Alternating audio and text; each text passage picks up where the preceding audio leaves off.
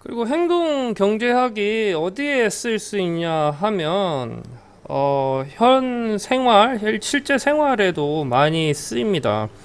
그 중에 뭐 최근에 지금 의협 사태 때문에 말들이 많잖아요. 그때 처음 이 사태를 했었을 때 이런 거거든요. 뭐냐면 그 의사가 어떤 의사뿐만이 아니라 어떤 집단이, 소수의 집단이 혹은 약자의 집단이 자신들의 어떤 그 지위나 권한을 가진 상태에서 집단 행동을 할 경우에 그거에 대한 반발이 생기기가 쉬워요. 예. 뭐 이런 거죠. 예를 들어서 의사가 파업을 하면 당장 환자들이 불편해지고, 뭐 철도 노동자 혹은 뭐 운수 업체가 파업을 하면 그 일반 시민들이 힘들어지잖아요. 그래서 일단 파업을 할 때는 아시겠지만 그만한 대의 명분이 있어야 됩니다. 근데 그것보다 더 중요한 게 뭐냐면, 그런 파업이나 어떤 투쟁을 할 때 중요한 게 그 시간이 누구 편이냐는 거를 알아야 돼요. 예. 그래서 시간이 자기의 편이면, 예, 시간을 끌수록 유리하죠. 그런데 시간이 자기 편이 아니면 시간을 끌수록 불리해져요. 이게 뭐 가장 대표적인 게 이런 거죠. 흔히들 많이 하는 게 뭐냐면 그 신선 제품들 있잖아요. 뭐 하루 야채라든가 과일이라든가 이런 거 그 마감 시간 돼 가면은 가격이 내려가죠. 그죠? 왜 그래요? 예. 그 시간이 지나면은 그거는 버려야 되는 그런 것들이기 때문에 그렇거든요. 근데 이런 것들이 전략, 특히 이제 행동 경제학 혹은 휴먼 비헤이비어를 기반으로 한 전략에서 굉장히 중요하게 작용을 합니다. 그 단적인 예가 이제 최근에 의협 사태가 있었잖아요. 그 제가 말씀드릴 게 두 가지인데, 한 가지는 뭐냐면 그 파업이라는 걸, 그런 의사라든가 뭐 운수라든가 이런 파업이라는 거를 할 때 중요한 게 있어요. 아까 얘기한 대로 시간이 누구 편이냐는 거예요. 그래서 급진적인, 급진적인 투쟁을 할 경우에는 임팩은 있지만 시간이 자신의 편이 아니에요. 온건한 투쟁을 할 경우에는 임팩은 적지만 꾸준하게 그거에 대한 내용들이 일반 사람들에게 전달이 되면 시간이 자기 편이거든요. 예.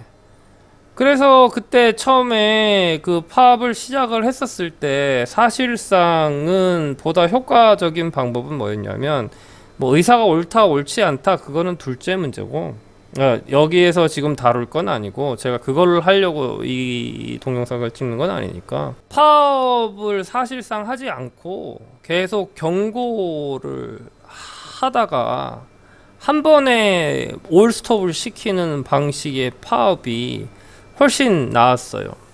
근데 이제 그때 주의해야 될 게 뭐냐면, 그 집단은 한 목소리를 내야 돼요.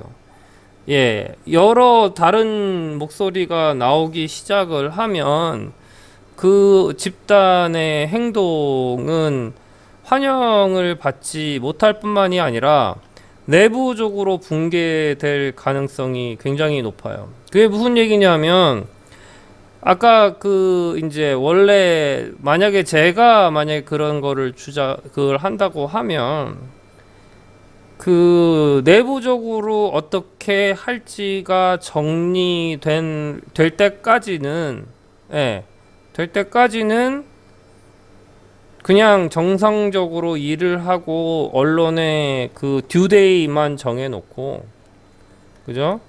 그리고 이제 정리가 되고 원하는 거를 정확하게, 그게 일단은 그게 어나운스가 되면 그게 바뀌면은 이제 헷갈리거든요, 사람들이. 지금 의협 사태에 지금 대충 문제가 어느 정도 해결됐음에도 불구하고 문제가 되는 게 뭐냐면 정확하게 의사들이 원하는 게 정해져 있지가 않아요. 예, 그 집단마다 원하는 게 다르고, 그죠? 그리고 이제 막판에 또 이제 그 소위 말하는 의협 수장이 또 이상한 짓을 한 것 같기는 해요. 근데 어쨌든 중요한 거는 그게 내부적으로 정리가 돼야 된다는 거예요. 그러고 대외적으로는 오직 한 소리만 나오는 그런 식으로 정리를 하고 투쟁을 시작을 해야 된다는 거죠. 그래서 그때 되게 중요한 게 뭐냐면 매번 어떤 일, 어떤 딜이 들어올 때마다 협의를 할 수가 없잖아요. 왜냐하면 시간이 급박하게 돌아가니까. 그렇기 때문에 이 명령 체계의 하이어키를 정해 놓은 경우가 되게 많아요. 무슨 얘기냐면 이 사람은 절대 권력, 예, 그러니까 절대 권력이라는 게 다른 의미가 아니라 이 사람 말하면 무조건 따른다. 이런 거를 정해 놓는단 말이지. 이런 거를 정해 놓고 시간을 지체할 수 없는 어떤 결론을 내릴 때, 왜냐면은 공이 넘어오면 그때는 시간을 지체하면은 손해거든요. 그러니까 이제 그렇기 때문에 뭐냐면 이제 그 전략에서 공을 던지라는 표현을 쓰죠. 그죠? 그러니까 선택을 저쪽에 하도록, 그리고 일이 진행이 안 되면 그 일이 진행이 안 되는 거에 대한 책임을 상대가 질 수 있도록. 그게 공을 던지게 되면 이제 시간이 내 편이 되는 거예요. 예. 공을 넘겨받는 사람은 최대로 빨리 그걸 처리해야 되는 거죠. 예. 그래서 그게 전략 가운데 하나거든요. 왜 그런 전략이 먹히느냐 하면 아까 말씀드렸듯이 사람의 행동 양식이 그래서 그래요. 그래서 아까 그 의협 얘기로 다시 돌아와서, 그래서 그런 집단이 어떤 행동을 할 경우에는 그 한 목소리를 낸다는 거에다가 이후에 어떤 협상이나 어떤 내용들이 공이 토스가 됐었을 때 그걸 빨리 처리할 수 있도록 하이어라키를 확실하게 정해 놓고 집단 행동을 해야 돼요. 예. 그거를 굉장히 잘하는 데가 현 정부죠. 그죠? 지금 현 정부에서 보면 문 대통령이 절대 존애예요. 근데 이게 그냥 단순히, 물론 그 문 대통령을 따르는 사람들에게는 뭐 대깨문도 있고 하겠지만 사실은 그 집단 안에 영악한 사람들도 있거든요. 무슨 얘기냐면 아까 얘기한 거예요. 절대 권력, 그러니까 그 하이어라키를 보존하지 않으면 나중에 문제가 생기는 거예요. 그러니까 다른 목소리가 나오기 시작하면 그 협상력이 월등하게 떨어지는 상황이 발생을 하거든요. 그래서 문제가 되는 겁니다.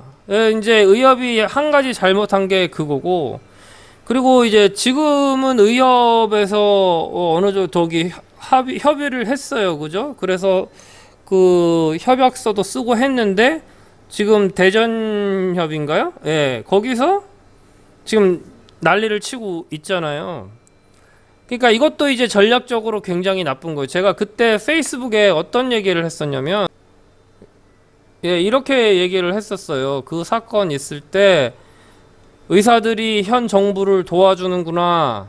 예, 오늘부로 의사들의 언론은 급격하게 나빠질 거고, 그리고 결정적으로 이게 어떤 임프레션을 주냐 하면, 외부에서 볼 때는 의사들은 자기들 밥그릇 싸움을 한다고 생각을 할 수밖에 없어요. 왜냐하면 딱 깨놓고 제3자적 입장에서 봤을 때 의협이랑 복지부가 한 협약이 결코 나쁜 협약은 아니거든요. 예, 동의가 안 됐을 수는 있겠죠. 그 내부는 제가 모르니까. 근데 이런 거를 할 때는 막 그 협의사항 여러 개 걸어놓고 하면 절대 투쟁을 할 수가 없어요. 한 방에 적용될 수 있는 거, 한 방에 누구든지 알아들을 수 있는 거, 그런 걸로 가지고 협약을 해야 되고 그게 굉장히 프로파간다에서는 굉장히 중요하게 작용을 합니다.